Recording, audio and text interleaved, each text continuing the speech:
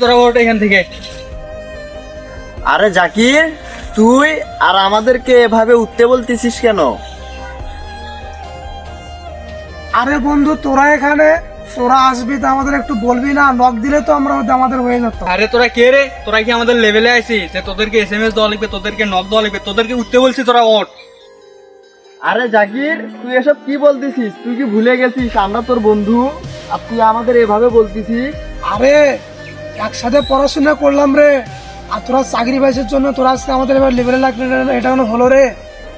তাতে কি হয়েছে, তোরা আমাদের লেভেলেই নাই। সর তোরা এখান থেকে, আমরা এখানে বসবো। সর তোরা উঠে যা এখান থেকে।